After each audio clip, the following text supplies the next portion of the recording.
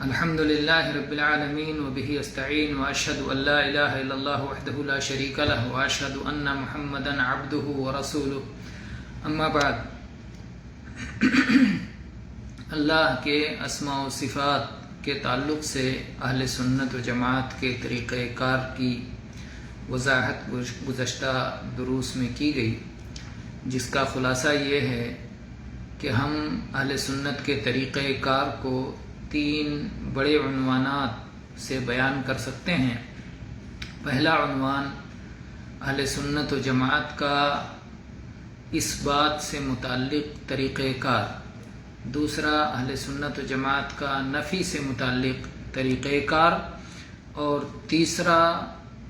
اہل سنت و جماعت کا نفی اور اثبات جس صفت کے بارے میں وارد نہیں ہے، جس صفت کی نہ نفی ہے نہ اثبات ہے، اس سلسلے میں اہل سنت کا طریقہ کار۔ اور یہ بتایا گیا کہ جو صفت ثابت ہے اس کا ثابت کرنا، اور جس صفت کی نفی آئی ہے اس کی نفی، اور اس کے مقابل صفت کمال کو ثابت کرنا، اور جس صفت کی نہ ہی نفی آئی ہے اور نہ ہی اثبات، اس پر توقف کرنا، اس کے الفاظ کے استعمال پر سکوت کرنا،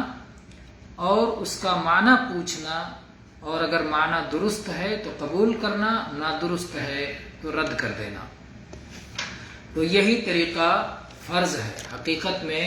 اللہ کی صفات کے تعلق سے یہی طریقہ فرض ہے، یہی طریقہ درست ہے،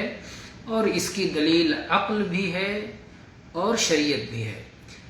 عقل کی دلیل اس طرح سے ہے کہ اللہ کے لیے کیا کہنا جائز ہے اور کیا کہنا ناجائز ہے، اور کیا کہنا ضروری ہے اور کیا اللہ تعالیٰ کے لیے ممنوع ہے، ان سب چیزوں کا پتہ عقل نہیں لگا سکتی۔ ان ساری چیزوں کا پتہ شریعت ہی سے لگے گا۔ اللہ تعالیٰ نے اپنے نبیوں کے ذریعے سے جو علم نازل کیا ہے، جو وحی نازل فرمائی ہے، اسی سے معلوم ہوگا کہ اللہ کے لیے جائز کیا ہے، اللہ کے لیے واجب کیا ہے، اللہ کے لیے ممنوع کیا ہے۔ اس سب کا پتہ شریعت ہی سے چلے گا، سمعیات ہی سے چلے گا، اللہ کی اتاری ہوئی وحی کے ذریعے ہی چلے گا، کیونکہ اللہ کے بارے میں اللہ سے متعلق جو بھی علم ہے وہ اس غیب کا حصہ ہے جس کا احاطہ کوئی انسان نہیں کر سکتا، اور جب ہمارے پاس اس غیب کے جاننے کا کوئی ذریعہ نہیں ہے سوائے شریعت کے، سوائے وحی کے، تو اس کی اتباع کرنا ہم پر ضروری ہے، اس کی پیروی ہم پر لازم ہے، اور اس کی پیروی اسی طرح ہوگی کہ شریعت نے جسے ثابت کیا اسے ہم بھی ثابت کریں، اور جس کی نفی کی اس کی ہم بھی نفی کریں، اور جس سلسلے میں شریعت خاموش ہے ہم بھی خاموش رہیں۔ تو یہی کامل اتباع ہے۔ اور جہاں تک شرعی دلیل کی بات ہے، سمعی دلیل کی بات ہے، تو اس کے لیے آپ یہ 3 آیتیں اپنے سامنے رکھیں۔ پہلی آیت سورہ اعراف کی آیت نمبر 180، اللہ تعالیٰ نے فرمایا وَلِلَّهِ الْأَسْمَاءُ الْحُسْنَى فَادْعُوهُ بِهَا وَذَرُوا الَّذِينَ يُلْحِدُونَ فِي أَسْمَائِهِ سَيُجْزَوْنَ مَا كَانُوا يَعْمَلُونَ، کہ اللہ کے بہت اچھے نام ہیں، اللہ کے نام سب سے اچھے نام ہیں، اللہ کو ان ناموں کے وسیلے سے پکارا کرو، وہ نام لے کر اللہ کو پکارا کرو، اور جو لوگ اللہ کے ناموں میں الحاد کا شکار ہیں، جو لوگ اللہ کے ناموں میں کجی کا شکار ہیں، ٹیڑھ کا شکار ہیں، ایسے لوگوں کو چھوڑ دو، وہ اپنے کیے کا بدلہ پائیں گے۔ دوسری آیت میں اللہ تعالیٰ نے فرمایا سورہ شورى آیت نمبر 11 میں لیس کمثلہ شیء وہو السمیع البصیر،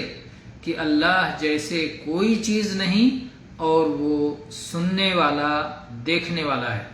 اور تیسری آیت سورہ اسراء کی آیت نمبر 36 اللہ تعالیٰ نے فرمایا وَلَا تَقْفُ مَا لَيْسَ لَكَ بِهِ عِلْمٍ، جس چیز کا علم تمہارے پاس نہیں ہے اس کے پیچھے مت پڑو۔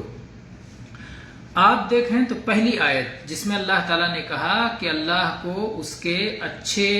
اور خوبصورت ناموں سے پکارو اور الحاد کرنے والوں کو چھوڑ دو، اس سے معلوم ہوتا ہے کہ اللہ تعالیٰ کے ناموں کا اثبات کرنا ہوگا، اس کے ناموں سے اسے پکارنا ہے، اور ہر نام کے اندر صفت ہے تو بلا کسی تحریف، بلا کسی تعطیل اور بلا کسی تمثیل کے اس کو ثابت کرنا ضروری ہے۔ اس لیے کہ اگر ہم نے تعطیل کر دی، تمثیل کر دی، تحریف کر دی تو یہ کجی ہو جائے گی، یہ الحاد ہو جائے گا، اور اللہ نے کہا جو الحاد کرتے ہیں، جو کجی کرتے ہیں، کجروی کا طریقہ اختیار کرتے ہیں، انہیں چھوڑ دو، ان کے راستے پر مت چلو۔ اور دوسری آیت جس میں اللہ تعالیٰ نے فرمایا کہ اللہ کے جیسے کوئی چیز نہیں، اس سے معلوم ہوتا ہے کہ اللہ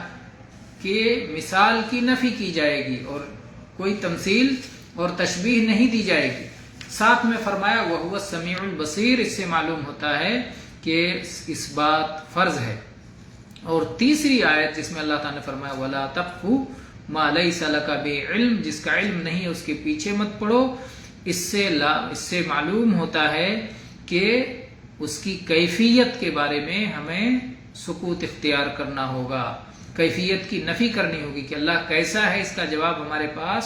نہیں ہے۔ تو اللہ نے کہا جس کا علم نہیں ہے اس کے پیچھے مت پڑو، تو ہم کہیں گے بھئی اللہ کا چہرہ ہے لیکن کیسا ہے ہمیں نہیں معلوم، اللہ کا ہاتھ ہے لیکن کیسا ہمیں نہیں معلوم، اللہ سنتا ہے لیکن کیسے ہمیں نہیں معلوم، دیکھتا ہے لیکن کیسے ہمیں نہیں معلوم، تو کیسے کا جواب نہیں دیا جائے گا۔ اور اسی طرح سے جس کا نہ ثبوت ہے اور جس کی نہ نفی ہے، نہ اقرار ہے نہ انکار ہے شریعت میں، جس کے بارے میں شریعت خاموش ہے، تو جب اس کا علم بھی ہمارے پاس نہیں ہے تو اس کے پیچھے بھی ہم نہیں پڑیں گے۔ تو